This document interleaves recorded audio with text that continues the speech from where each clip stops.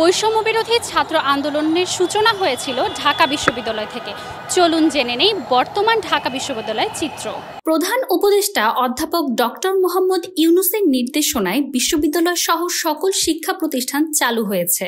তারই ধারাবাহিকতায় বিশ্ববিদ্যালয়মুখী হচ্ছেন ঢাবি সহ সকল প্রতিষ্ঠানের শিক্ষার্থীরা। থমথমে পরিবেশ থেকে বের হয়ে আবার ক্যাম্পাসমুখী হওয়া এবং মুক্ত বাতাসে একটু ঘুরে বেড়ানো, এই অনুভূতিটা আসলে খুবই দারুণ।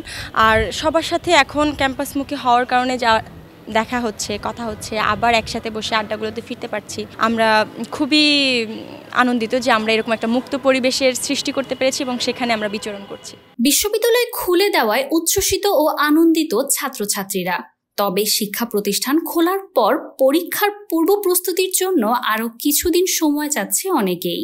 আজকে তো অফিসিয়ালি ভার্সিটি খুলছে, তো যদিও এখন পুরোদমে ক্লাস শুরু হয় নাই আমাদের এখানে, কারণ যে এখন ভিসি নিয়োগ হয় নাই।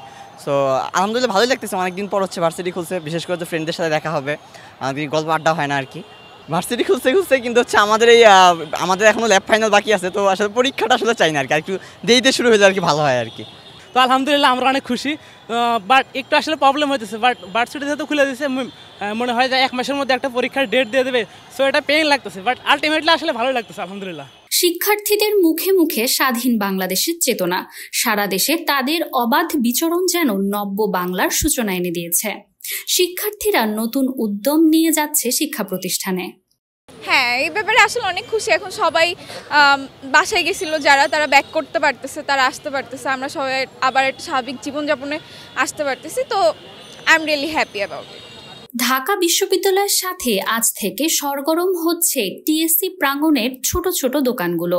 কমপ্লিট শাটডাউনের সেই মর্মান্তিক সময়গুলোতে টিএসসি প্রাঙ্গণের খেটে খাওয়া মানুষেরা কাটিয়েছে অনেক বেদনাময় সময়।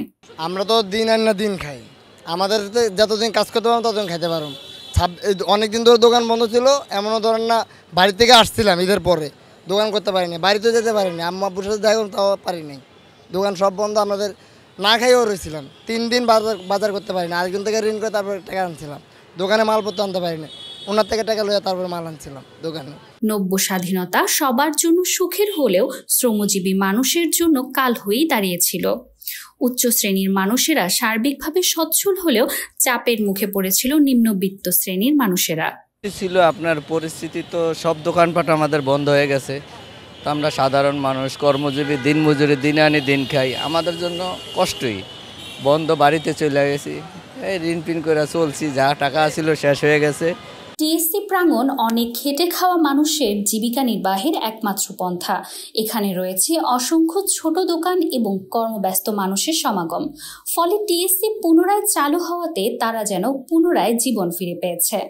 অবস্থা বহুত খারাপ ছিল, বাড়িতে বসেছিলাম, এই দেশে কাজ করছি 200-300 টাকার, এর তো তার বেশি কাজ করতে পারিনি, ওই ডাল ভাত খেয়ে বেঁচে আসছিলাম আর কি। কোটা আন্দোলন থেকে শুরু করে কমপ্লিট শাটডাউন পর্যন্ত অনেকদিন বন্ধ ছিল ঢাকা বিশ্ববিদ্যালয়ের প্রাঙ্গণ। তবে বর্তমানে অনেকটাই সচল এবং সক্রিয় হয়ে উঠেছে আন্দোলনের এই প্রাণকেন্দ্র। শিক্ষার্থীদের জন্য খুলে দেওয়া হয়েছে ক্যাম্পাস এবং কর্মজীবী মানুষরা ফিরছেন কর্মব্যস্ততায়। আমি ছিলাম এতক্ষণ আপনাদের সাথে মানজু মাহফুজ নীলিমা, নিউজ নাও 24, ঢাকা বিশ্ববিদ্যালয়, ঢাকা।